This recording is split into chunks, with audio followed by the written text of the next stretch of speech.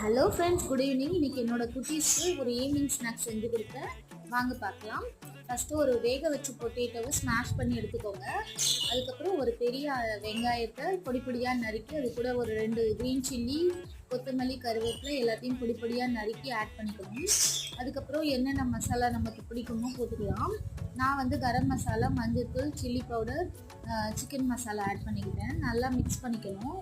தேவையான அளவு உப்பு ஆட் பண்ணிக்கணும்.